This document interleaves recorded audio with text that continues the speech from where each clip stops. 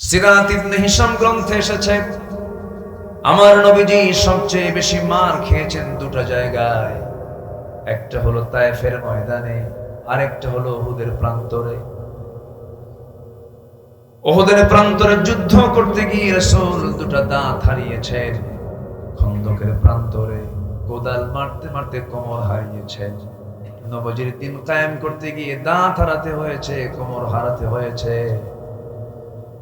আরেকটা হলো তায়েফের ময়দানে নবীজি কালিমার দাওয়াত দিতে গিয়ে সেখানে ফুল পেয়েছেন না পাথর পেয়েছেন? ফুল না পাথর? পাথর পেয়েছেন। সেই পাথরের আঘাতে নবীজি রক্তাক্ত অবস্থায় পড়ে থাকলেন। নবীর জুতার সঙ্গে পায়ের তলার জমান বেঁধে গেল। রক্ত টান মেরে মেরে খোলা যায় না জুতা।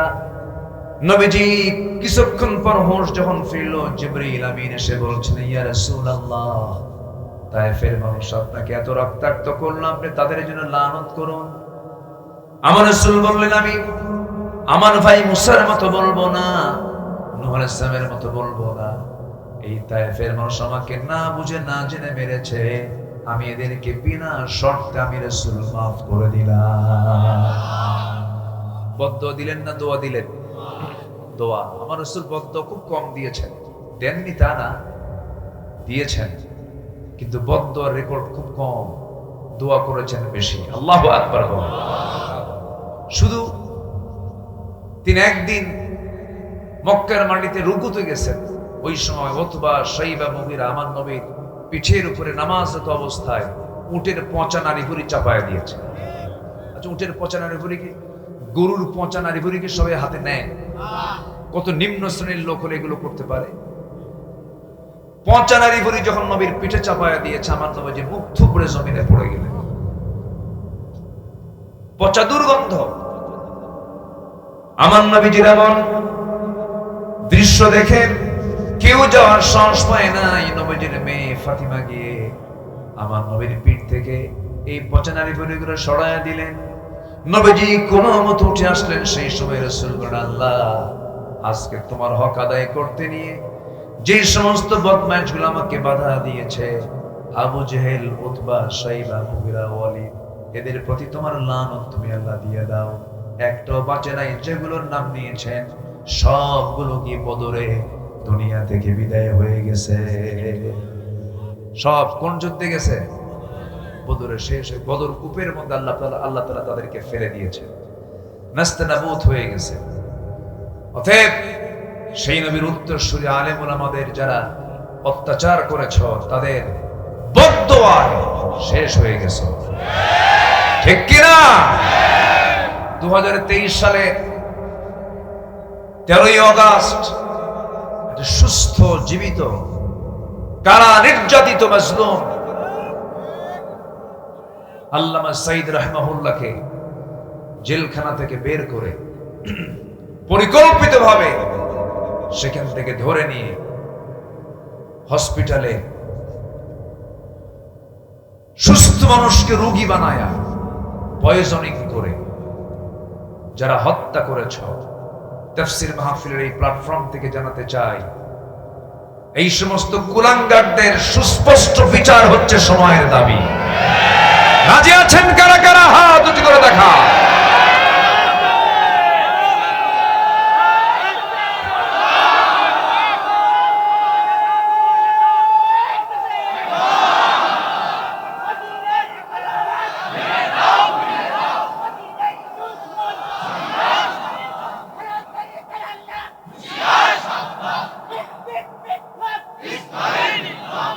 আল্লাহ কবুল করুন, জোরে বলি আমিন।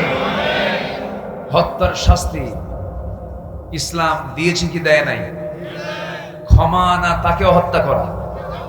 কুতিবা আলাইকুমুল কিসাস, কুতিবা আলাইকুমুল। সম্মানিত ভাইয়েরা, আল্লামা সাঈদী তাকে ভালোবাসে না এমন কোন মানুষ খুব কম আছে। তিনি যে কত বড় রত্ন ছিলেন, শুধু এই দেশ নয়, প্রেজেন্ট ওয়ার্ল্ডের 180 কোটি মুসলমান দুনিয়া জুড়ে জরিপ করে দেখা গেছে গোটা পৃথিবীর মুসলিম সমাজের উপরে গোটা পৃথিবীতে সবচেয়ে জনপ্রিয় ব্যক্তি ছিলেন আল্লামা সাইদ রাহিমাহুল্লাহ। চিন্তা করা যায় কোথায় হাত দিয়েছে। 13ই আগস্ট 2023, 5ই আগস্ট 2024, আল্লাহ 1 বছর পূর্ণ করতে দেন। এবং তিনি যখন ইন্তেকাল করেন, তিনি যখন হসপিটালে ভর্তি হন, তার আগ দিয়ে জাতিকে দিয়েছেন কান্না না হাসি। বলেন কান্না না হাসি। উনি যা বলেছেন, আপনারা কি মনে করেন জানি না, উনি যে একজন আল্লাহওয়ালা ছিলেন কোনো সন্দেহ নাই। উনি বলেছিলেন, নাস্তিকরা যারা এগুলো করছো, এমন একটা সময় আসবে পালানোর জন্য একটা ইঁদুরের গর্ত খুঁজে পাবা। হয় নাই? কলার পাতায় শুয়েছিল। আমার নামে লিস্ট করেছে, আমার নামে 116 জন ব্যক্তি আলেমের নামে লিস্ট করে আমার নামটা এর মধ্যে ঢুকাইছে। 2 বছর পার হয়নি, ওরা লিস্ট করেছে আমাদের। এখন আল্লাহ লিস্ট করতেছে ওদের। রাগ করতেছেন নাকি কথাগুলো শুনে? কি বলার দরকার আছে কিনা বলেন? ওরা আমাদের প্রতি জুলুম করলে আমরা বলতে পারবো না।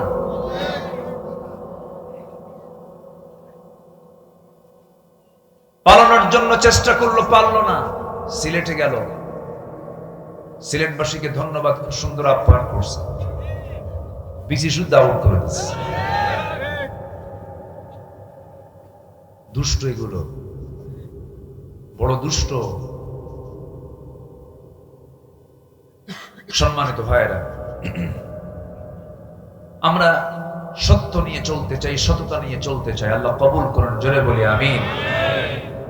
আমার নবীজি মার খেলেন তায়েফে, মাফ করে দিয়ে তিনি এখন দৌড় মারতেছেন। ভাবলেন যদি ওরা আবার দেখে ফেলে আমাকে। রাসূল তো একা। আমার নবীজি দৌড় মারলেন। প্রচন্ড ক্ষুধা, প্রচন্ড তৃষ্ণা। 3 দিন 3 রাত নবীর পেটে কোনো খাবার যায় নাই। আমার নবীজির সামনে একটা আঙ্গুর বাগান পেলেন। আঙ্গুর বাগানের ভিতরে গিয়ে চিত হয়ে পড়ে গেলেন, সেন্সলেস হওয়ার মতো হয়ে গেল। সে আঙ্গুর বাগানের একজন কেয়ারটেকার দূর থেকে দেখে, রাসূলকে দেখে দৌড় মারে কাছে চলে আসলো। নবীজির সুন্দর চেহারা, আকাশের চাঁদ পারবে না, পৃথিবীর কোন মাখলুক তার সৌন্দর্যের কাছে হেরে যাবে। এমন সুন্দর চেহারার মানুষকে যখন ওই কেয়ারটেকার দেখে ফেললো, মনে মনে চিন্তা করে এত সুন্দর চেহারার মানুষ তো দেখি নাই। দয়া হলো, মায়া হলো। আঙ্গুর বাগান থেকে কিছু আঙ্গুর হাতের মধ্যে পেড়ে নিয়ে, কয়েক থোক আঙ্গুর পেড়ে হাতের মধ্যে চিপে চিপে মোটে 1 গ্লাস আঙ্গুরের রস তৈরি করে নবীর হাতে দিয়ে বলে, যুবক, রসগুলো পান করো, নচেত তুমি মারা যাবে, এত রক্তক্ষরণ হচ্ছে। আমার নবীজি কাপা কাপা হাতে আঙ্গুরের সেই গ্লাসটা নিলেন। 3 ঢোকে পান করে মুস্কি একখান হাসি মেরে যুবকের দিকে তাকায় বলছেন, যুবক, তোমার নাম তো আব্বাস। আব্বাস মনে মনে কয়ে, দেখা হলো না, কথা হলো না, আমার নামটা জানলো কেমনে বুঝলাম না। কিচ্ছু না বলে চুপ করে আছে। এবার রাসূল বলছেন, যুবক, তোমার গ্রামের বাড়ির নাম তো নিনুয়া, ঠিক আছে না? যুবক মনে মনে কয়, আমার গ্রামের নামটা সে জানলো কেমনে? এবার যুবক বলতেছে, আমার গ্রামের বাড়ি নিনুয়া, তোমাকে কে বললো? রাসূল বলছেন, ও আব্বাস, তুমি যে গ্রামে জন্ম নিয়েছো, সেই গ্রামে জন্ম নিয়েছে একজন বিখ্যাত পয়গম্বর, আল্লাহর নবী ইউনূস আলাইহিস সালাতু ওয়াস সালাম।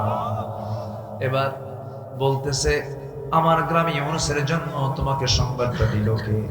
এবার রাসূল মুস্কি মুস্কি হাসি মেরে নবুয়তি চেহারা সুন্দর করে দেখিয়ে মুস্কি মুস্কি হাসি মেরে বলতেছে, ও আব্বাস, একজন নবীর কাছে তো আরেকজন নবীর খবর থাকতেই পারে। আব্বাসের বুঝতে আর দেরি হলো না, সুন্দর চেহারা, এত সুন্দর তার বাচন ভঙ্গি, এটাই বুঝে আল্লাহর পয়গম্বর হবে। সুবহানাল্লাহ বলবেন না? আমার নবীর দাওয়াত কি বিফল না সফল? সফল।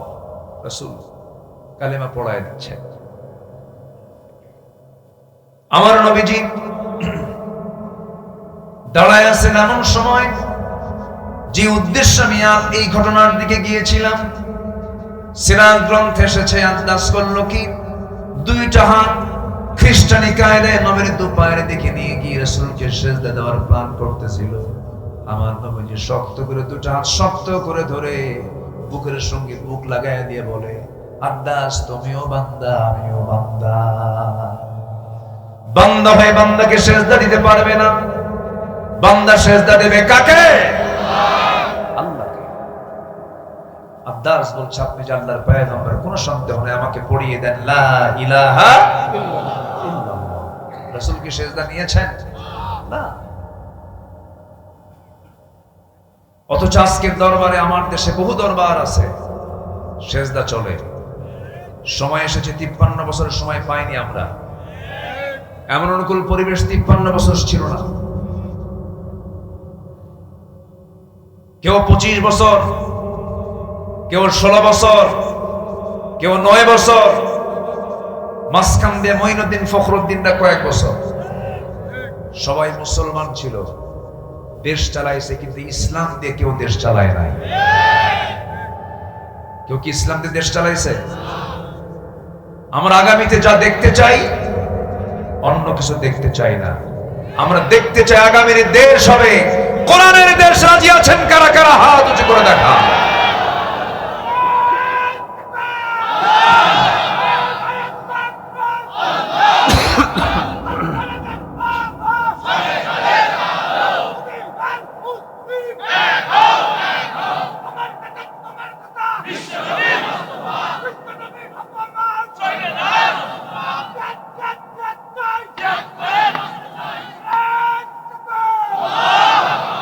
আল্লাহ কবুল করুন, জোরে বলে আমিন। এই স্লোগানটাও দিতে দেয়নি আমাদের 16 বছর। বলেছে এগুলো জঙ্গিবাদের স্লোগান। ওরা বলতো জালো জালো আগুন। আমরা জ্বালাবো না নিভাবো? আমরা জ্বালাতে জানি না, আমরা নিভাতে জানি। আমরা প্রতিশোধ নিতে জানি না, আমরা ক্ষমা করতে জানি। ক্ষমা করেছেন মুহাম্মদ সাল্লাল্লাহু আলাইহি ওয়াসাল্লাম। এই প্ল্যাটফর্মে এতগুলো কথা আমার বলা লাগতো না, কারণ বলতেছে এই জন্যই। এই প্ল্যাটফর্মে চরম ডিস্টার্ব করেছে, মাহফিল করতে দেয়নি আমাদের। কত যে ডিস্টার্ব করেছে। রাস্তায় এসে বসে আছি, হুজুর থামেন, আমরা থানায় আছি। এই নাটকগুলো চলেছে। আমরা সুন্দর পরিবেশ পেয়েছি। যারা ভুল করেছেন তওবা করে ফিরে আসুন, ঠিক কিনা? ভুল যদি মনে করেন তওবা করে ফিরে আসুন। ইসলাম তওবার রাস্তা বন্ধ করেছে না খোলা রেখেছে? খোলা রেখেছে। আল্লাহ কবুল করুন, জোরে বলি আমিন। 17টা পছন্দনীয় কাজের মধ্যে 1 নম্বর বলেছে কি বলেন তো? আস্তে কয়, মনে ভুলে গেছেন নাকি?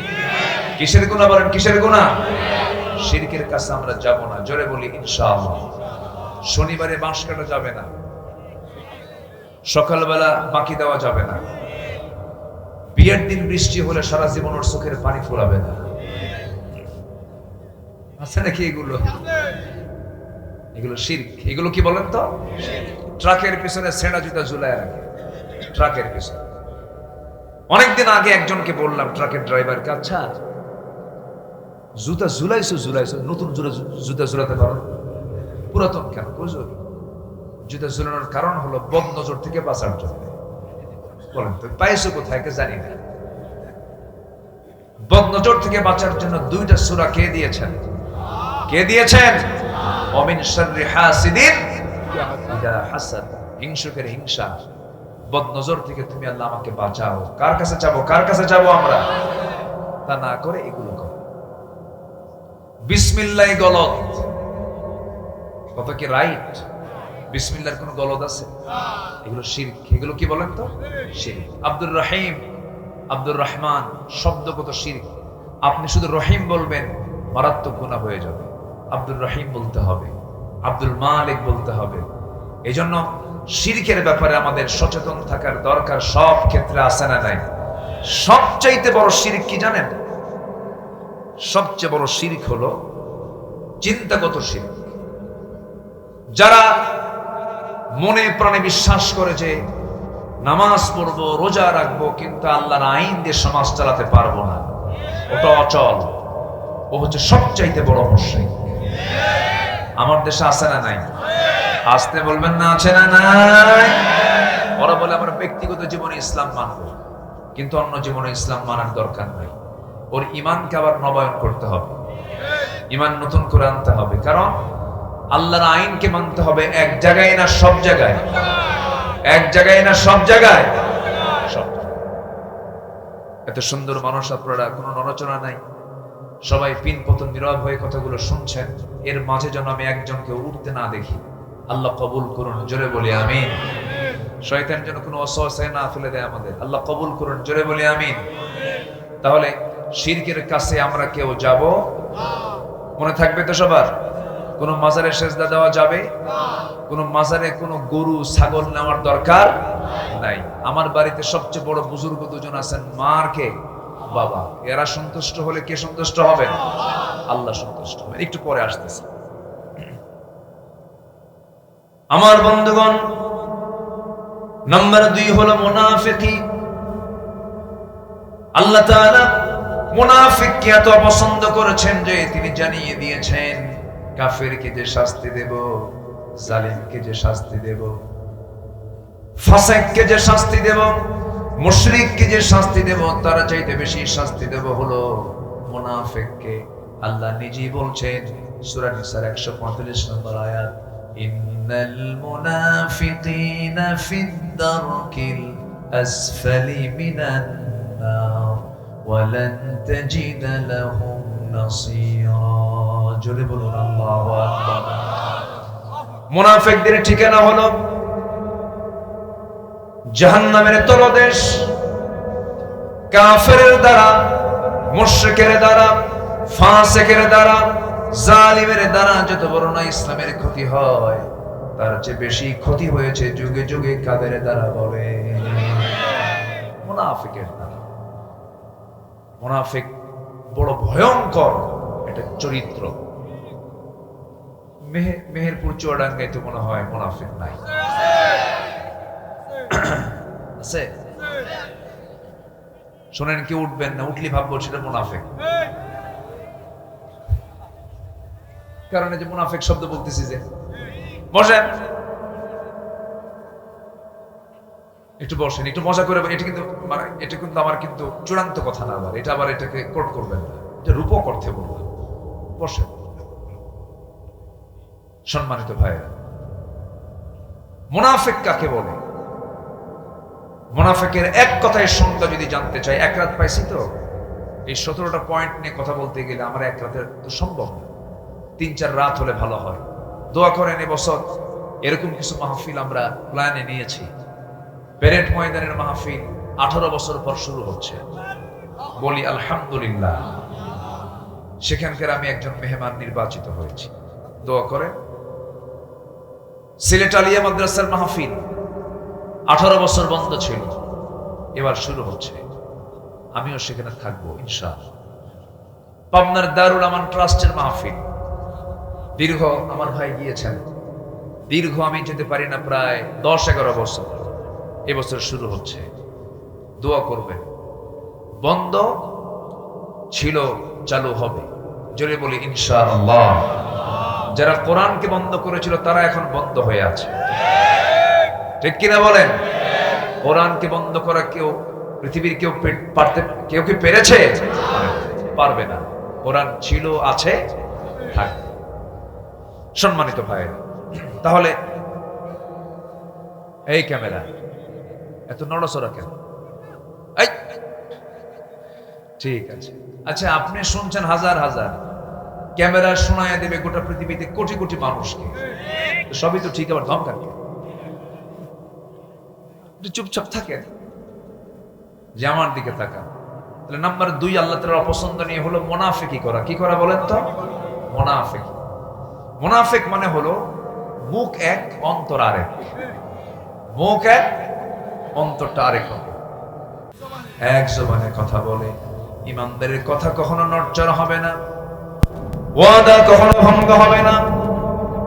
ইমানদার বড় যত্নশীল হবে এই সমস্ত বিষয়গুলো নিয়ে। ইমানদার কেমন হবে?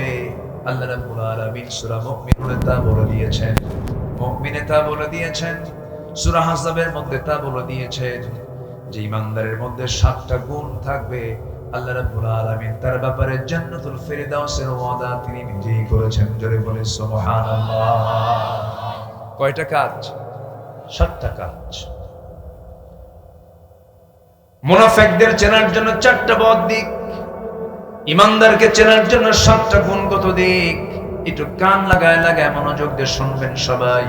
قد أفلح المؤمنون الذين هم عن قد أفلح المؤمنون الذين هم في صلاتهم خاشعون والذين هم عن اللغو معرضون والذين هم للزكاة فاعلون। জোরে বলি আল্লাহু আকবার। মুমিনদের গুণগত দিক হলো 7টা। কয়টা বলেন তো? 7টা। নাম্বার 1 হলো বেনামাজি না নামাজি? বেনামাজি না নামাজি? কিন্তু দুঃখজনক, আমার দেশে নামাজি লোক বেশি না বেনামাজি লোক বেশি? বেনামাজি। নামাজি নেই। মাত্র 5% মুসলমান নামাজ পড়ে। বুকটা ফেটে যায়। আমার মনে হয় 56টি মুসলিম রাষ্ট্র গোটা পৃথিবীতে আছে, এর মধ্যে নামাজ পড়ার দিক থেকে সবচেয়ে দুর্বল হলো বাংলাদেশের মুসলমান। আমি কিছু দেশ সফর করেছি। ডক্টর মাহাথির মোহাম্মদ সম্প্রতি ইন্তেকাল করেছেন, আমি তার দেশেও গিয়েছি। বেনামাজি নাই বললেই চলে, সে নামাজের প্র্যাকটিস আছে। আমার দেশে শুক্রবারেও যারা নামাজ পড়ে তাও হবে বড় জোর 15%, আর বাকি লোকগুলো নামাজই পড়ে না। কেন পড়ে না? যদি আজকে আমার দেশের সকল দলের নেতারা যদি বলতো আমার কর্মীরা তোমরা নামাজ পড়ো, ঠিক কিনা বলেন? সব দলে কি এই কালচারটা আছে? এই জাতীয় কোন নির্দেশনা কি আছে? যে দল আপনাকে জাহান্নাম থেকে বাঁচানোর চেষ্টা করে না, যে দল আপনাকে নামাজের কথা বলে না, যে দল আপনাকে পরকালের ভয় দেখায় না, যে দল আপনাকে জাহান্নাম থেকে বাঁচানোর জন্য উৎসাহ দেয় না, যে নেতা আপনার হাতে মদের বোতল তুলে দেয়, জেনার জন্য নারী তুলে দেয়, সুদের কারবার তুলে দেয়, ওই সমস্ত নেতৃত্বের মুখে আমরা জুতা মারি, থুতু মারি। আমাকে জাহান্নাম থেকে বাঁচতে হবে। কিসের থেকে বাঁচতে হবে? জাহান্নাম থেকে বাঁচতে হবে। এটা সবচেয়ে বড় চ্যালেঞ্জ। জিকির করি লা ইলাহা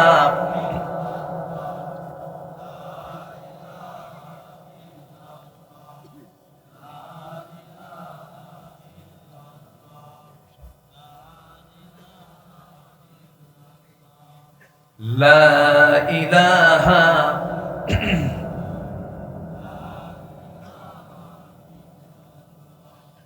লা ইলাহা সুবহানাল্লাহ আলহামদুলিল্লাহ। আর জোরে লা ইলাহা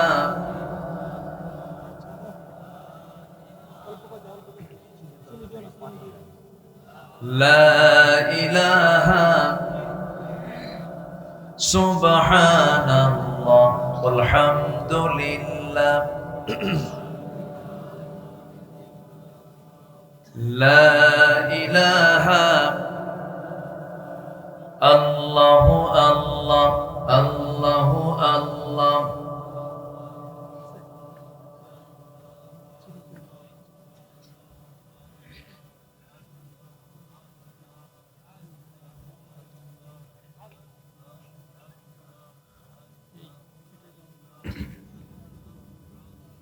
লা ইলাহা ইল্লাল্লাহ। জোরে লা ইলাহা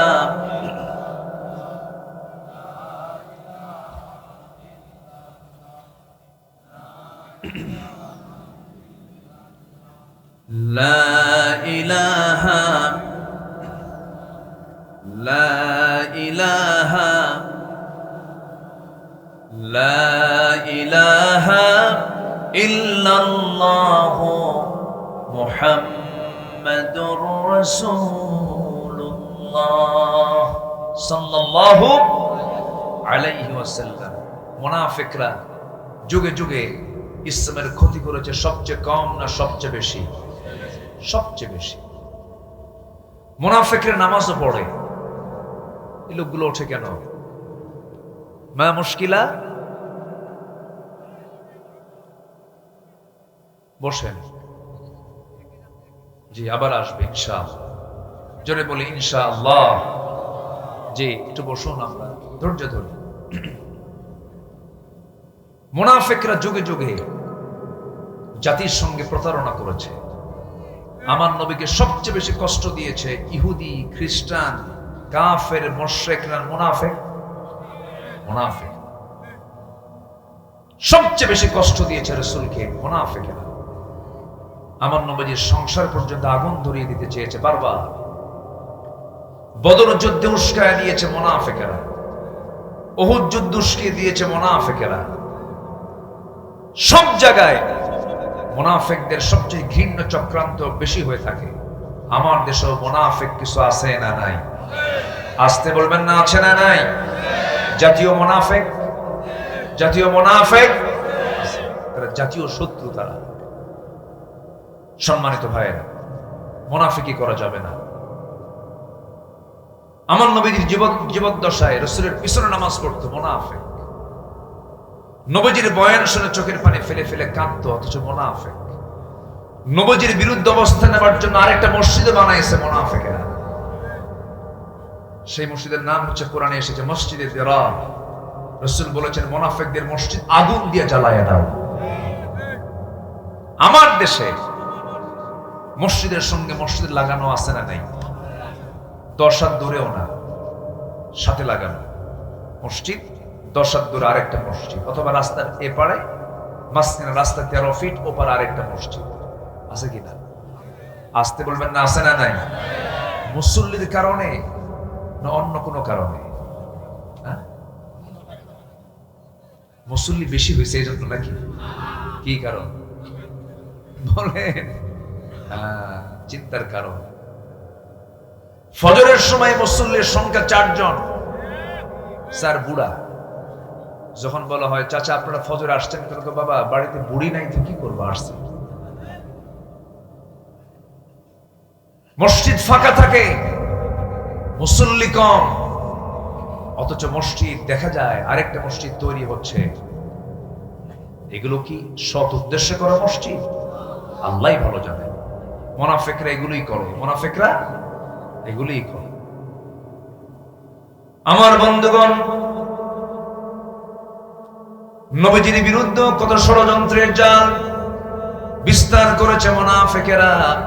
রাসূলকে মারার জন্য বহু স্টেপ নিয়েছে তারা, বহু পরিকল্পনা করেছে তারা। একটা ছোট্ট ঘটনা মনে পড়ে গেল আমার নবীজির জীবনে। বহু তিনি সফর করেছেন, অভিযানে বের হয়েছেন। নবীজির মদিনার জিন্দেগীর একটা ঘটনা মুনাফিকরা কত ষড়যন্ত্র করে দেখে। আমার নবীজি কোন একটা অভিযানে বের হলেন, অভিযান শেষ করে আমার নবীজি মদিনার দিকে ফিরবেন। এমন সময় নবীজির সেই অভিযানে নবীজির স্ত্রী আমাদের আম্মা জান আয়েশা সিদ্দিকা তার সফর সঙ্গী ছিলেন। নবীজি উহুদের মতো কণ্টকাকীর্ণ ময়দান, রাসূল জীবনে একবার হজ করেছেন, হজের সফরে বড় বড় জায়গা আমার রাসূল একা কিন্তু যান নাই। আমার নবীজি তার স্ত্রীকে সঙ্গে এগুলো নিয়ে জিহাদের ময়দানে গিয়েছেন। বলি সুবহানাল্লাহ। বউ হচ্ছে সবচেয়ে শ্রেষ্ঠ সাথী। স্ত্রীর চাইতে বড় সাথী পৃথিবীতে আর নাই। বউকে সাথে নিয়ে চলা সুন্নাত। বলি আলহামদুলিল্লাহ। বউকে সাথে নিয়ে চললে অনেক উপকার আছে, ফায়দা আছে। আপনি বউকে সাথে নিয়ে চললে আপনার চোখ এদিক সেদিক যাওয়ার কোনো সুযোগই নাই। ও এক মহান দারোগা। কি আসতে খান কেন? তাকাতেই পারবেন না। যদি তাকান একবার, 29 সেকেন্ড তাকাইছেন, 29 সেকেন্ড। যদি দেখে আপনার বউ একবার, রাস্তা তো কিচ্ছু কবে না, বাইরে কিছু কবে না, দেখবে, কোর্ট করবে, রেকর্ড। বাড়িতে ঢুকছেন আপনি, সন্ধ্যার পর ডাকছেন, ঝর্ণা সন্ধ্যা কোথায় তুমি? তোমার ঝরনা সন্ধ্যা, তুমি ছায়া থাকো আরেক দিকে, তোমার নজর আগে ঠিক করো। বউ হচ্ছে ইমানের পাহারাদার, বলি আলহামদুলিল্লাহ। আমার নবীজি জীবনে কয়বার হজ করেছেন? বলেন কয়বার? আম্মা জান আয়েশা বলেন, রাসূল যখন হজ শুরু করবেন, ইহরামের কাপড় বাঁধবেন, আমার সাথে রাসূল আগে সহবাস করলেন। এরপর ফরজ গোসল সম্পূর্ণ করে ইহরামের কাপড় তিনি বাঁধলেন। নবীজির হজ জীবনে একবার, বউ ছাড়া না, বউ সহ। বউ সহ কোন সফরে বের হলে বউ সহ যাওয়া সুন্নাহ, বলি আলহামদুলিল্লাহ। বউকে খুব কাছে কাছে টানতে হবে। বউ হচ্ছে জীবন সঙ্গী। রাসূল ইন্তেকাল করেছেন, তার শেষ কথা হয়েছে কার সাথে? স্ত্রীর সাথে। বন্ধন থাকতে হবে। আমার মায়েরা আছে কিনা, শুনতেছে কিনা ওয়াজগুলো? মাদের ব্যাপারে তো কিছু ওয়াজ হওয়া দরকার। তারা অনেক আসে, কিন্তু তাদের ওয়াজ অনেক সময় মাইনাস হয়ে যায়। কিন্তু মারা মাহফিলও আসে বেশি, মার্কেটও যায় বেশি। সমস্যা এই জায়গায়। মাহফিলে এসে পর্দা থাকলেও মার্কেটে কোনো পর্দা থাকে না। কাপড় চোপড় খুলে চলে যায়, নতুন নতুন কাপড় চোপড় সুন্দর করে সাজগোজ কইরা, চুল টুল ছেড়ে দিয়ে সাইড একখান ব্যাগ নিয়া দোকানদারের সামনে গিয়া ঠ্যাং একখান তুলে দিয়া দোকানদারকে এত সুন্দর করে কথা বলে, ভাইয়া একটা শাড়ি দেখানো যাবে কি? মানে এত সুন্দর মাখারাজার সিফাত ভাষা, দোকানদার তো চিত হয়ে পড়ছে। দোকানদার শাড়ি একখান বের করে নিজের গায়ে লটকা দিয়ে বলে, আপা এই শাড়ি কিন্তু আপনাকে দারুণ মানাবে। ওটা আরেক বদমাইশ। আছে না নাই? এগুলো করা যাবে না, এগুলো নোংরামি, কবিরা গুনাহ। মেয়েদের কথা নিক্কণ সুরে বলা হালাল না হারাম? হারাম। মেয়েদের কথাও সুন্দর করে বলা জায়েজ নাই। শুধু সুন্দর করে বলবে কার সামনে? স্বামীর সামনে। আমার বন্ধুগণ, কথার তো কোনো থা নাই। মূল পয়েন্টের দিকে চলে আসি। মুনাফিকি আমার নবীজি সেই বড় অভিযান থেকে যখন ফিরে আসবেন, সঙ্গে ছিলেন আম্মা জান আয়েশা। রওনা দিলেন। রওনা দেওয়ার প্রাক্কালে রাসূল বললেন, সাহাবীরা শোনো, আমরা তো সবাই মদিনার দিকে ফিরতেছি, যদি কেউ বাদ পড়ে যায় আমি একজনকে দায়িত্ব দিচ্ছি, সাফওয়ান তুমি এদিকে আসো। সাফওয়ান তোমার দায়িত্ব হলো বাদ পড়ে যাওয়া সাহাবীগুলোকে তুমি সঙ্গে করে নিয়ে এক জায়গায় করে মদিনায় পৌঁছায় দিবা। তুমি রাস্তাঘাট ভালো চেনো। দায়িত্বপ্রাপ্ত সাহাবীকে দায়িত্ব দিয়ে দিলেন। রওনা দিয়েছেন মদিনার উদ্দেশ্যে। ওই সফরে কেউ বাদ পড়েন নাই, বাদ পড়েছেন হলো আমার নবীর স্ত্রী আম্মা জান আয়েশা সিদ্দিকা রাদিয়াল্লাহু তাআলা আনহা। বাদ পড়লেন কেমনে? তিনি বাদ পড়ার হেতু হলো তিনি হঠাৎ করে রাস্তার মাঝখানে বলে ফেললেন, আমার হাজতের চাপ এসেছে, প্রকৃতির চাপ এসেছে, উটের পিঠ থেকে আমাকে নামায় দাও। দায়িত্বপ্রাপ্ত সাহাবী উটের পিঠ থেকে পালকিটা নামায় দেওয়া হলো। সেই পালকি থেকে, হাওদা থেকে তিনি নামলেন, আড়ালে চলে গেলেন। আড়ালে শৌচ কার্য কমপ্লিট করে আসতে একটু দেরি হয়েছে, বিলম্ব হয়েছে। এইদিকে ওই সাহাবী, দায়িত্বপ্রাপ্ত সাহাবী হাওদাটা একটু উঁচু করে দেখেন। উঁচু আম্মা জান আয়েশা থাকতেও যে ওজন, না থাকতেও সে ওজন, এত চিকন তিনি ছিলেন। হাওদা উটের পিঠে উঠায় দিয়েছেন, পালকি উটের পিঠে উঠায় দিয়েছেন। চেক করেন নাই ভিতরে আম্মা জান আয়েশা আছেন কিনা নাই। ভুল হয়ে গেছে। পালকিটা হাওদাটা উটের পিঠে চড়াইয়া দিয়ে সব নিয়ে চলে গেছে। কিছুক্ষণ পরে এসে দেখেন কেউ নাই, সব চলে গেছে। আম্মা জান আয়েশা হতাশ হলেন না, নিরাশ হলেন না, সব তো আল্লাহর ফয়সালা। কাপড় চোপড় মুড়ি দিয়ে পর্দার নিয়ম রক্ষা করে এক জায়গায় তিনি চুপ মেরে বসে থাকলেন। দায়িত্বপ্রাপ্ত সাহাবী দূর থেকে লক্ষ্য করছেন কোন যেন মহিলা বসে আছে। কাছাকাছি আসার পরে চিনতে পারলেন এবং বললেন, আম্মা জান আপনার কোনো টেনশন নাই, আপনি আমাদের জন্য মা, আপনার কোনো টেনশন নেই, আপনাকে নিরাপদে সবকিছুর সম্মান রক্ষা করে নবী আমাকে দায়িত্ব দিয়েছেন আপনাকে সুন্দর করে নবীর ঘরে পৌঁছায় দেব।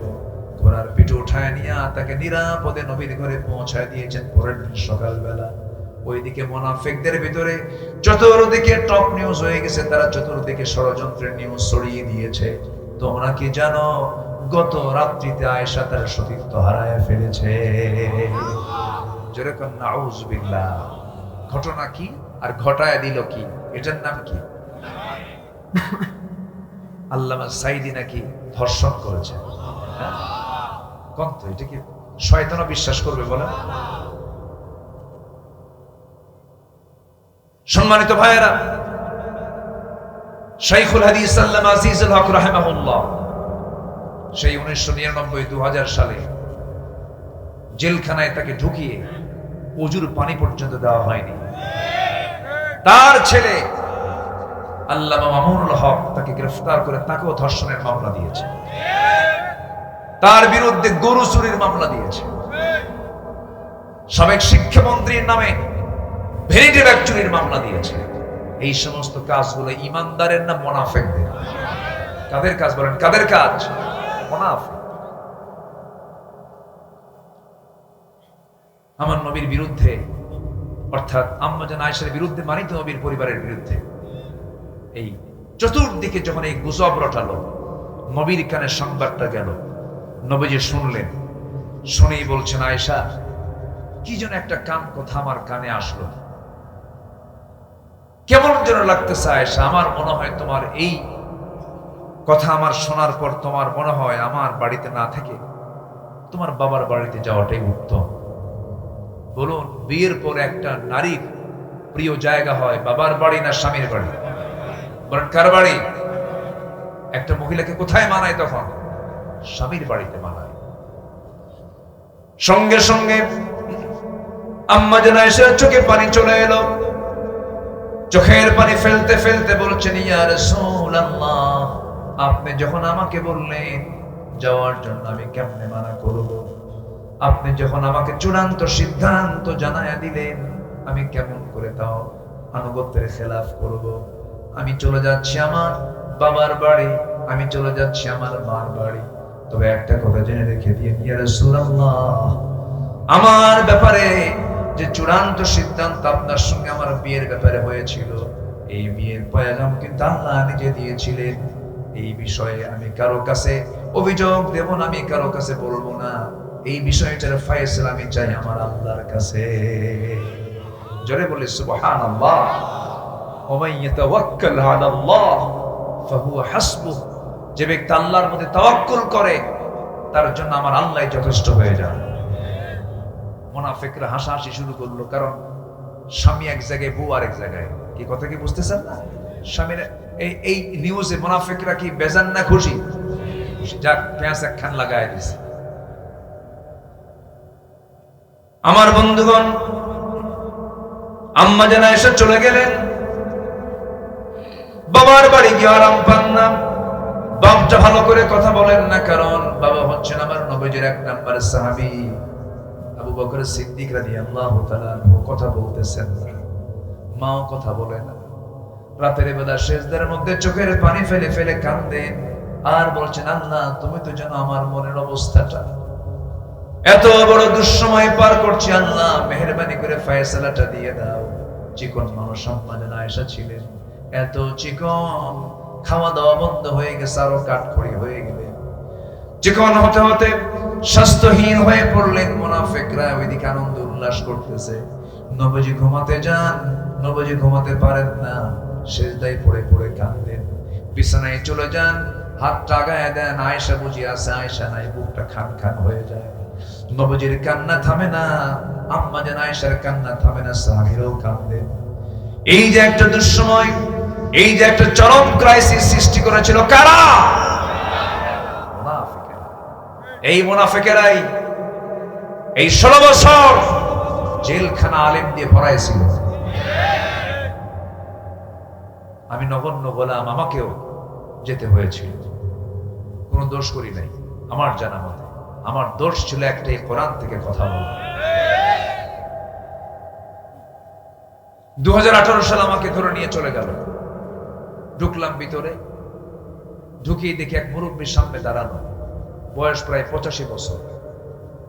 85 বছরের কি বুড়া মানুষ না?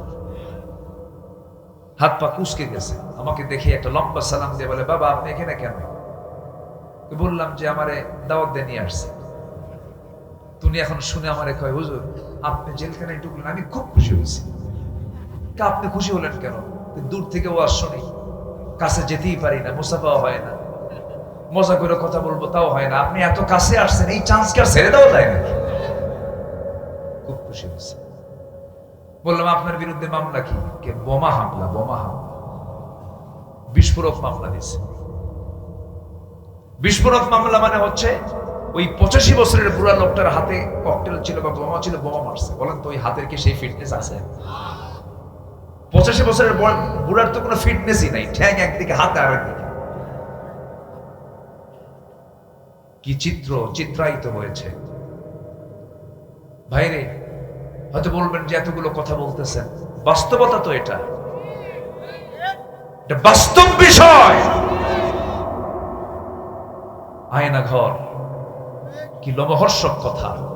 আমি নিজে গিয়েছি, দুজন আয়না ঘরে থাকা দুজনের সঙ্গে কথা বলেছি, ব্যারিস্টার আজমি, কি ব্যারিস্টার আরমান এবং ব্রিগেডিয়ার জেনারেল আজমির সাথে আমি কথা বলেছি। তারা বলেছেন 8টা বছর আকাশের সূর্য আমাদের চোখে পড়ে নাই। কি কথা এগুলো? কেন? কিসের জন্য?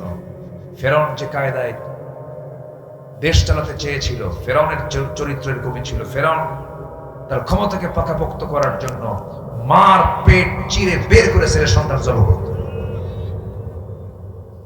এই পৃথিবীতে হত্যা রাজনীতি শুরু করেছে ফেরাউন।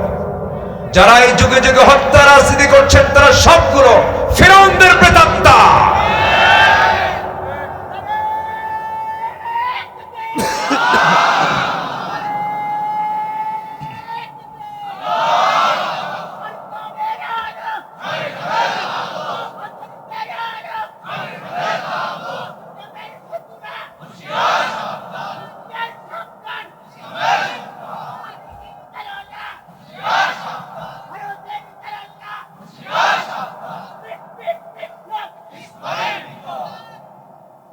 সম্মানিত ভাইয়েরা, আলোচনা চালাবো?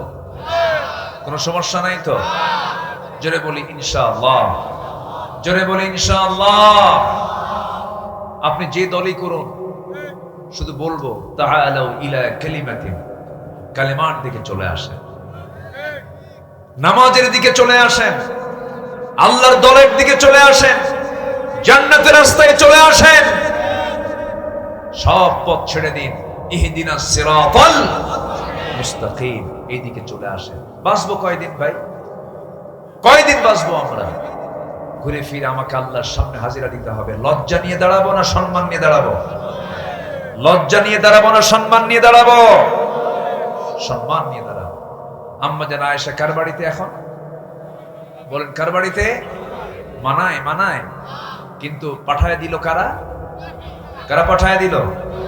রসুল যদি গায়েব জানতেন, রসুল কি বলতেন না সেগুলো সব মিথ্যা, থাকো তো এই জায়গায়? বলতেন কিনা? এখন বলেন রসুলকে গায়েব জানতেন, আর আমার দেশের পীর কেবলারা গায়েব জানে। বাচ্চা হয় না, চলে গেছে। কে বাবা 17 বছর বিয়ের বয়স, বাচ্চা কি হবে না? বাবা চুপ করে থাকে, মাথা নড়ায় না, চোখটা বন্ধ, মাঝে মাঝে শ্বাস নাই, জোরে জোরে এরকম, হ্যাঁ এরকম একটু ভাবভূত নেয়। 10 মিনিট এরকম করতে করতে করতে করতে হঠাৎ করে মুখ থেকে বের হয় যা, কিচ্ছু না। বের হাত লাঠির বাড়ি দরকার। আসতে কবেন না, জোরে বলুন ঠিক কিনা? রসুল গায়েব জানেন না, ও গায়েব জানে বসে আছে। কত বড় সত্য, অথেন্টিক, একদম সত্য সোর্স এটা। ইন্নাল্লাযীনা জাউ বিল ইফকি উসবাতুম মিনকুম। হে রাসূল, ইফকের যে ঘটনা, মানে রাসূলকে আল্লাহ তাআলা জানাচ্ছেন এগুলো সম্পূর্ণ মিথ্যা, মুনাফিকরা এগুলো সাজানো নাটক করেছে। আপনার স্ত্রী আয়েশা সতীত্ব নিয়ে আছে, কোনো সমস্যা নেই। আল্লাহু আকবার। রাসূলকে আগে জানতেন, রাসূলকে জানাইছেন কে? জানার পরে তিনি জানছেন। এর আগে তিনি জানতেন গায়েবের মালিক রাসূল না আল্লাহ, গায়েবের মালিক বান্দা না আল্লাহ, আর এরা গায়েব জেনে বসে আছে। কি রাগ করতেছেন আপনারা? আমার বন্ধুগণ, অনেক লম্বা লম্বা কথা ছিল। রাতটা গভীর ভার হয়ে গেছে, কষ্ট দেব না, একটু মনোযোগ দিয়ে শুনুন। 17টা পয়েন্ট আমি শাব্দিক ভাবে বলে দেব, ব্যাখ্যামূলক বলতে পারবো না। কিন্তু এইদিকে আম্মাজান আয়েশা দীর্ঘ সময় ধরে চোখের পানি ফেলে ফেলে কাঁদতেছেন। মাজলুমের দোয়া কবুল করেন তিনি কে? আল্লাহ কেমন করে কবুল করে নেন, এটা তো এমনি এমনি আসে নাই। কত মাজলুমের ফরিয়াদ জেলখানার মধ্যে ছিল, বালিশ ভিজে গেছে, জায়নামাজ ভিজে গেছে। আল্লাহ তুমি জুলুম থেকে বাঁচাও, আল্লাহ তুমি জুলুম থেকে বাঁচাও। আল্লাহ আছেন না? আসতে বলুন, আল্লাহ আছেন না? নাই, আল্লাহ আছেন, আল্লাহ আছেন, আল্লাহ আছেন। শিক্ষা নিতে হবে, কোনদিন কারো প্রতি জুলুম করা যাবে না। জুলুমের অবসান হচ্ছে কার গজব? কার গজব? আল্লাহর গজব। আয়াত নাযিল হলো, আমার নবীজির আনন্দ দেখে কি, আল্লাহু আকবার। রাসূল মাঝে মাঝে বলতেন, আমার আয়েশা হচ্ছে শ্রেষ্ঠ স্ত্রী আমার। খুব প্রশংসা করতেন, খুব ভালোবাসতেন আম্মা জান আয়েশাকে। আল্লাহু আকবার। বয়সটা কম ছিল, বয়সটা কি ছিল? কম ছিল, কিন্তু খুব মেধাবী ছিলেন, সুপার কম্পিউটার। 6 লক্ষ হাদিসের তিনি হাফেজা ছিলেন। রাসূল যা বলতেন, বলতে দেরি, তার রেকর্ড হতে দেরি না। শুধু আম্মা জান আয়েশাকে বিয়ে করেছেন কারো অর্ডারে? হাদিসগুলোকে সংরক্ষণ করার জন্য। বাতিল নাস্তিকের বাচ্চারা বোঝে না, জানে না, মিথ্যা তথ্য দিয়ে রাসূলকে জেনাকার বানায় দেয়। এই ব্লগার গুলোকে চিহ্নিত করা দরকার, এই নাস্তিক গুলোকে চিহ্নিত করা দরকার। যখন কি বলে, জাহাঙ্গীরনগর ইউনিভার্সিটির সেই কুখ্যাত ধর্ষক ধর্ষণের সেঞ্চুরি করে মিষ্টি বিতরণ করেছিল। এই সমস্ত কুলাঙ্গার নাস্তিকদের ধরে প্রকাশ্যে ঝুলায়া এ রক্ত মাংস হাড় হাড্ডি কুত্তা বিলাই দিয়ে খাওয়ানো দরকার। এগুলো বদমাইশ। এই জমিন শাহজালালের জমিন, এই জমিন শাহ মাকদুমের জমিন, এই জমিন খুলনায় শুয়ে আছেন খান জাহানের জমিন। এই জমিন কোন নাস্তিক মুরতাদদের জন্য বৈধ হতে পারে না। কষ্ট নিচ্ছেন নাকি আপনারা? সম্মানিত ভাইয়েরা, আমার নবীজি আয়াত নাজিল হলে আনন্দ দেখে কি, রাসূল দৌড় মেরে চলে গেছেন শ্বশুর বাড়িতে। মুনাফিকরা কি কষ্টটা দিল, নবীজি গিয়ে বলছেন, আমার হুমায়রা গেল কই? রাসূল হুমায়রা বলে ডাকতেন, লালি, হে লাল টুকটুকে নারী, হে লাল টুকটুকে মহিলা, তুমি কোথায়? মেয়েদেরকে যখন আপনি প্রশংসা সূচক শব্দ ডাক দিবেন, মেয়েদের যত রাগ সঙ্গে সঙ্গে আল্লাহ তা মিটাইয়া দেয়। রাসূল সব কিছু বলে দিয়েছেন।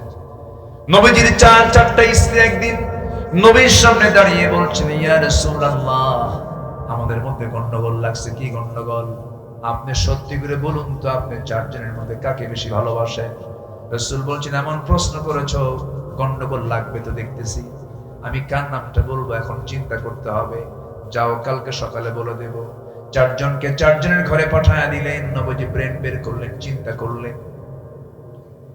প্রত্যেকের জন্য 2টা করে খেজুর প্যাকেট করলেন, বড় বড় খেজুর 2টা করে প্যাকেট করে প্রথমে আম্মা জান আয়েশার ঘরে গিয়ে বলছেন, আয়েশা, আমি তোমাকে দারুণ লাইক করি, খুব ভালোবাসি, আই লাভ ইউ। বুঝতেছেন? বউকে কি বলবেন? কার বউ? অন্যের বউ নাকি আবার? নিজের বউ জানা হয়। আমার নবীজি এই কথা বলেই 2টা খেজুর হাতের মধ্যে ঢুকায় দিয়ে বলছেন, আয়েশা, এই যে গোপনে তোমার ঘরে এসে 2টা খেজুর দিয়ে গেলাম, এই তথ্য যেন অন্য কোনো বইয়ের কানে না যায়। দ্বিতীয় স্ত্রী ঘরে গিয়ে একই আচরণ করলেন, তৃতীয় স্ত্রীকে একই আচরণ করলেন, চতুর্থ স্ত্রীর ঘরে গিয়ে 2টা খেজুর দিয়ে আসলেন। পরের দিন সকালবেলা 4 জনই বুক ভরা আশা নিয়ে নবীর সামনে বসে বলছে, হুজুর, আপনি আজকে প্রকাশ করে দেন, আপনি কাকে সবচেয়ে বেশি ভালোবাসেন? রাসূল মুখখান মুচকি হাসি মেরে বললেন, শোনো রে, গত রাত্রে আমি যার ঘরে গিয়ে 2টা খেজুর আমি লুকায় দিয়ে আসছি, আমি তাকেই সবচেয়ে বেশি ভালোবাসি। যা, সুবহানাল্লাহ। কি পদ্ধতি রাসূল অবলম্বন করেছেন, আল্লাহু আকবার বলবেন না? একদিন আম্মা জান আয়েশা আরেক স্ত্রীর ব্যাপারে বলছেন ও তো খাটো। ও কি খাটো? মেয়েদের মধ্যে এই সব অঙ্গ আছে নাকি? আচ্ছা, অভ্যাস করি। আমি বলতে ভয় পাচ্ছি, আবার মায়েরা কি মনে করে।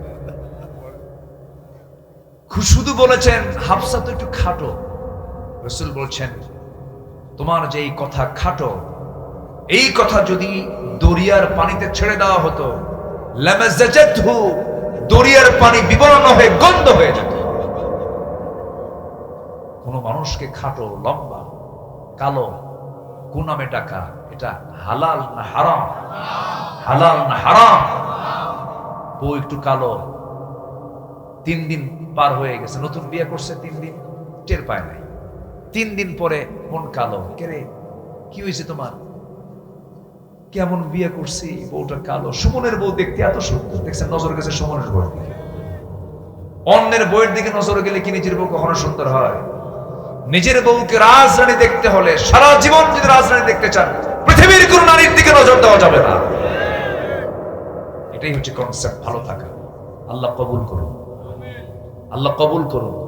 হয়তো অনেক যুবকরা বলতেছে হুজুর ওয়াজ তো ঠিকই করতেছেন, বিয়েই তো করি নাই। দেখেন কি চলে, দেখেন কি ঠিক, দেখেন মানে বিয়ে শাদী করবে এখন প্রস্তুত, বাপেরা রেডি হয়ে যান।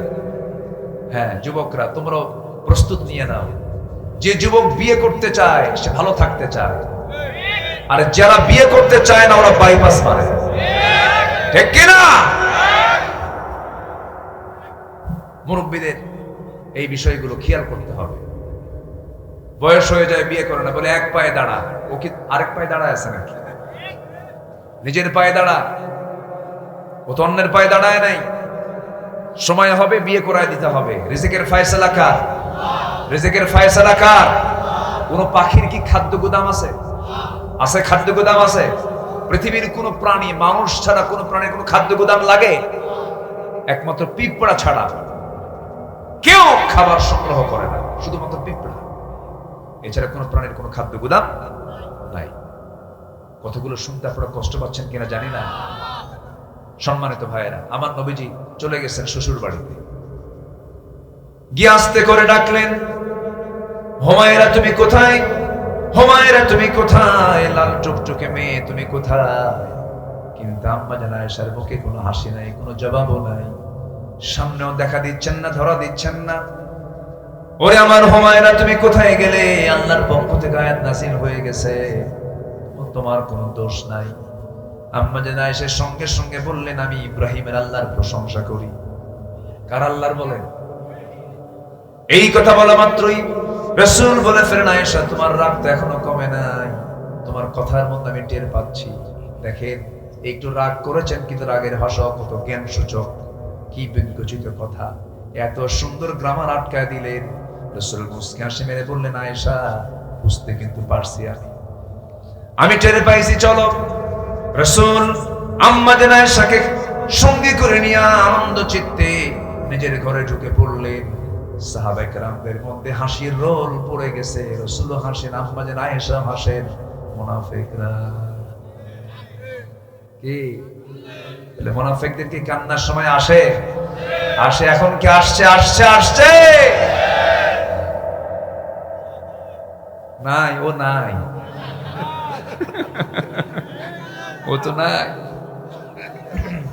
খেলবেন কার সাথে? খেলার লোকই তো নাই, চলে গেছে।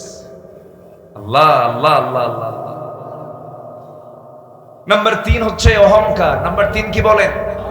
অহংকার। আল্লাহ অহংকারকে পছন্দ করেন না। খালি বলেছিল কি জানেন?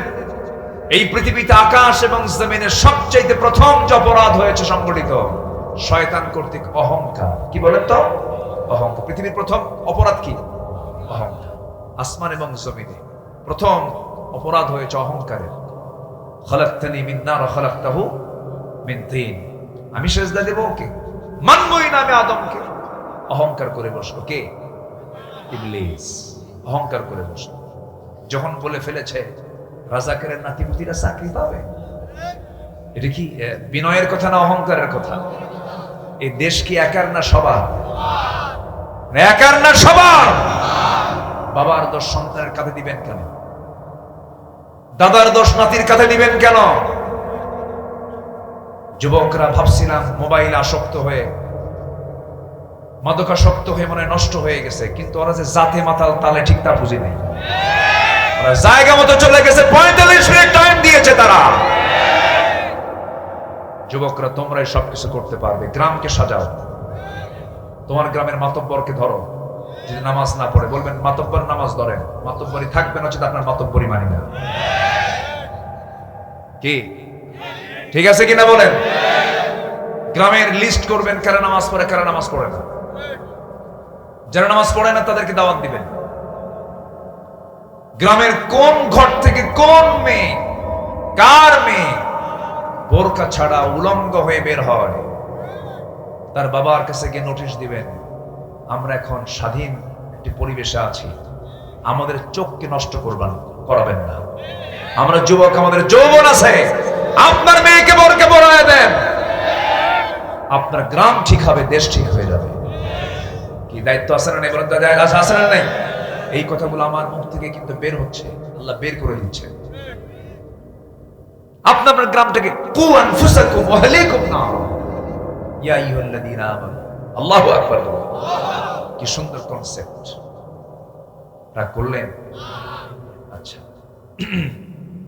অহংকার করা যাবে না। অহংকার কার চাদর? অহংকার করার যোগ্যতা একমাত্র কার? আল্লাহ। ব্যাখ্যামূলক তো কথা বলতে পারছি না, শেষ করে দিই নাকি দোয়া করে দিই?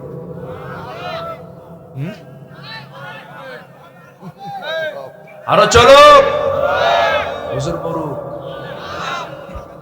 আর আপনার ঢাকেন নাই কেন? প্রচন্ড কুয়াশা আসতেছে, বাতাস লাগতেছে, ঢেকে রাখা দরকার ছিল। আমাদের ক্ষতি হয় এতে, বাতাসগুলো লাগে, ঠান্ডা লেগে যায়। মাহফিল তো এক রাত না, সব রাত, এটা খেয়াল রাখতে হয়। একটু বসেন। এত সুন্দর মানুষ গেফারি ভাই, দেখেন কোন লোকের কোন নড়াচড়া নাই। আলহামদুলিল্লাহ, ভদ্রচিত আচরণ আপনাদের। আলহামদুলিল্লাহ, আলহামদুলিল্লাহ বলেন। আমরা খেলবো না, আমরা তাদেরকে নাসিহা করব। জোরে বলি ইনশাআল্লাহ। আমরা এত ফালতু শব্দ উচ্চারণ করি না, খেলা হবে এগুলো আমাদের বলার দরকার নাই, ঠিক কিনা? আসুন সবাই আমরা এক দলে চলে আসি। কার দল? আসতে বলবেন না, কার দল? আল্লাহর দল। হাইয়া আলাস সালাহ, বাস কিচ্ছু না। হাইয়া আলাল ফালাহ, সব আসো মসজিদে ঢুকে পড়ো, এক ইমামের নেতৃত্ব মানো, ওই ইমাম নিয়ে তোমরা জান্নাতে চলে যাও। আল্লাহ কবুল করুন। নাম্বার 4, কুফরি করা। কি করা? কুফরি করা যাবে না, অবাধ্যতা স্বীকার করা যাবে না। আল্লাহ তাআলা এগুলোকে পছন্দ করেন না, জাহান্নামের কাজ। নাম্বার 5 হলো আল্লাহ রাসূলকে কষ্ট দেওয়া। আল্লাহ রাসূলকে কষ্ট দেওয়া মানে তার সুন্নাহকে না মানা। যেমন রাসূল বলেছেন, কাসসুশ শারিব ওয়া আফুল লিহিয়া, মোছটাকে ছোট করো, দাড়িকে ছেড়ে দাও। দাড়িকে বড় করে ফেলো, দাড়ি কাটতে যেও না, মোছটাকে ছোট করে ফেলো। কিন্তু গোটা দেশ যদি জরিপ করা হয়, আমার দেশে দাড়িওয়ালা লোক বেশি না দাড়ি ছাড়া লোক বেশি? আহারে কি বড় পোড়া কপাল। দাড়ি কেটে আপনি কার সুন্নাহ মানলেন, কার পদ্ধতি মানলেন? এগুলো রাসূলকে কষ্ট দেওয়া হয়। নবীর সুন্নাহকে যখন কোনো বান্দা মানবে, সেই নবীর সুপারিশ সেই বান্দার জন্য জুটবে। জোরে বলে সুবহানাল্লাহ। নাম্বার 6 হলো অভাবের ভয়ে সন্তানকে হত্যা করো না। লা তাকতুলু আওলাদাকুম খাশিয়াতা ইমলাক। অনেক লম্বা ব্যাখ্যা ছিল, আমার সময় পেলাম না। আজকের ডায়াগনস্টিক সেন্টারগুলো ম্যাক্সিমাম দেখবেন কিছু কিছু মহিলা গিয়ে সন্তান ছেলে না মেয়েটাকে চেকআপ করে ছেলে হলে পরে সন্তানকে জীবিত রাখে, মেয়ের সন্তান হলে পরে আবর্ষণ করে মেরে ফেলে। আছে কিনা বলেন? সন্তানকে মেরে ফেলতেছে। কি করে খাওয়াবো আমি? আগের যুগে সন্তানকে মেরে ফেলতো। সন্তান যখন ডেলিভারি হতো, সীমান্তারা গর্তের কিনারে গিয়ে বসে থাকতো। সন্তান ডেলিভারি হতো, দেখতো ছেলে না মেয়ে। মেয়ে হলে পরে জীবন্ত পুঁতে মারতো, ছেলে হলে পরে সেখান থেকে তুলে নিয়ে আসতো। আগের যুগ ছিল একই স্টাইল, এখন হয়ে গেছে আরেক স্টাইল। সেম একই তথ্য, একই অপরাধ। এই অপরাধগুলো করা যাবে না, কারণ সন্তান আপনার হতে পারে, কিন্তু বান্দাটা কার? আপনি বান্দাকে খুন করছেন, আপনাকে খুনির কাতারে দাঁড় হতে হবে। এটা প্রাণ আপনি নষ্ট করছেন, জবাব দিতে হবে কার আদালতে? কার আদালতে? আমার মায়ের আলোচনাগুলো শুনছেন কিনা জানি না, মাথায় রাখবেন, কোন সন্তানকে কখনো হত্যা করা যাবে না। যা আসবে কার ফয়সালা? কার ফয়সালা বলেন? আল্লাহর ফয়সালা। আমার বন্ধুগণ, নাম্বার 7 হলো পিতামাতার সঙ্গে খারাপ আচরণ করা যাবে না। এমন লোক মনে হয় চুয়াডাঙ্গায় নাই, আসতে কয় নাটোরে গত বছর এক মাহফিলে গেছি। সেই মাহফিল আমার একটা চিরকুট আমার হাতে আসলো। মঞ্চে এক মহিলা, বয়স লেখছে, আমি 72 বছর বয়সের একজন বৃদ্ধা নারী লিখছে। লেখাটা কাঁপা কাঁপা, বয়স্ক মানুষ তো 72 বছর। সেই চিঠিতে লিখছেন, আমার 3টা ছেলে, 3 ছেলের ঘরটাই আমার ঘরের চতুর্পাশে। ওদের রান্না করার প্রত্যেকটা খাবারের গন্ধ আমার নাকে আসে। আমি একা রান্না করে খাই, গন্ধ পাই আমার অমুক ছেলের ঘরে অমুক রান্না হয়, অমুক ছেলের ঘরে অমুক রান্না হয়। আমাকে একা রান্না বান্না করতে হয়। হুজুর, একটু আমার জন্য খাস করে দোয়া করবেন, সন্তানদের জন্য দোয়া করবেন, তারা যেন আমার দিকে একটু নজরটা দেয়। নিজের পরিচয় গোপন করেছে। মা জানে যে আমার সন্তানদের এই দোষটাকে আমি প্রকাশ করলে সন্তানদের মান সম্মান থাকবে না, প্রকাশও করে না। এই পৃথিবীতে একজন মানুষ, 2জন মানুষ, মা আর বাবা, সন্তানদের সমস্ত তথ্য তারা আড়াল করে মুখ বুজে হাসি মুখে তারা চলাফেরা করে। আল্লাহু আকবার। আছে না নাই? আছে। এগুলো করা যাবে না। বাপ মাকে ভাত দিতে হবে সবার পরে না সবার আগে। কোরআনকে প্রশ্ন করুন, কোরআন তুমি বলো তো আমি কাকে আগে খাবার দেব, আমি কার জন্য আগে খরচ করব? কোরআনের জবাব নাই? আছে না নাই বলেন তো? দেখেন কোরআন জবাব দিচ্ছে, ইয়াসআলুনাকা মাযা ইউনফিকুন কুল মা আনফাকতুম মিন খায়রিন ফালিল ওয়ালিদাইনি ওয়াল আকরাবিন। 1 নাম্বার খরচ হতে হবে তোমার বাপ মার জন্য, এরপরে তোমার আকরাবিন, বউ আছে, বাচ্চা আছে, ছেলে আছে, মেয়ে আছে। কিন্তু আল্লাহ বলে দিচ্ছেন যে বেতনটা পাবা 1 মাস পরে বেতন পাচ্ছ, তোমার বউটা তোমার কাছে আছে, তোমার বাপ মা তোমার গ্রামে আছে, সমস্যা নাই। তোমার আব্বা আম্মার জন্য তুমি যে বেতনটা পেয়েছো সেই বেতনটা খরচ করার আগে সবার আগে পাঠায় দিতে হবে কোরআন অনুযায়ী কার কাছে? কার কাছে বলে? বাপ মার কাছে। খরচ তাদের জন্য আগে দিতে হবে। আল্লাহ সিরিয়ালি দিয়েছেন কারটা আগে? মা বাবারটা আগে দিয়েছেন। কোনো খবরই রাখে না এমন সন্তান মেহেরপুরে চুয়াডাঙ্গা আছে না নাই? R15 নে করে, ছেলে R15 নে করে, মাথার চুলগুলো বড় করে করে নেতার পিছনে করে, আর বাবা না খায়া থাকে, বাবা রিক্সা চালায়। অসভ্য সন্তান এগুলো। আচ্ছা বলুন তো, মা বড় না বউ বড়? ভালো করে রাখুন, চিন্তা করে রাখুন, মা বড় না বউ বড়? মাহফিলে মা বড়, বাড়িতে বউ বড়। দেখছেন কয় ঠিক? এই যে কইছে ঠিক, তাই তো?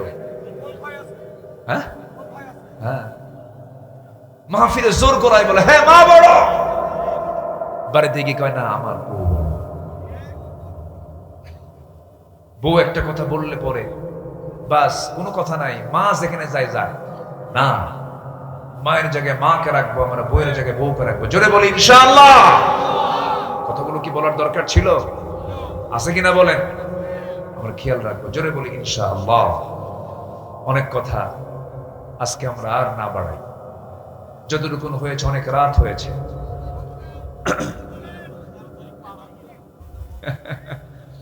টাইম তো দিবেন, আপনারা শুনতে চান, কিন্তু অনেক রাত হয়েছে। আমরা যতটুকু শুনেছি বলি আলহামদুলিল্লাহ। জোরে বলি আলহামদুলিল্লাহ। ফজর পড়বেন কারা কারা? এখন একটু হাত তোলেন। ফজর পড়বেন কারা কারা? হ্যাঁ দেখি, এখন দেখি, এখন দেখি কি অবস্থা হয় দেখি।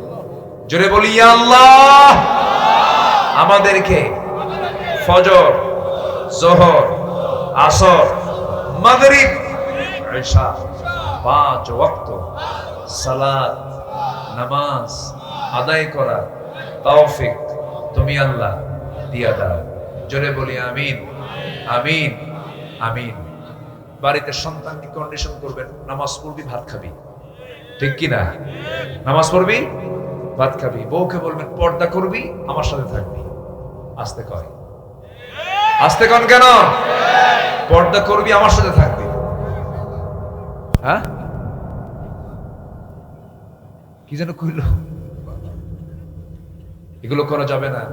বইয়ের পর্দার দিকে খেয়াল করার দরকার আছে না নাই? কিছু কিছু পুরুষ আছে, স্বামী আছে, বউকে পরপুরুষকে দেখাতে খুব পছন্দ করে, আছে না নাই?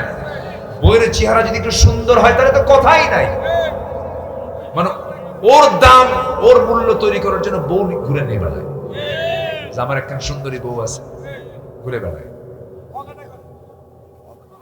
এগুলো হারাম। এগুলো কি বলেন তো, এগুলো কি হারাম।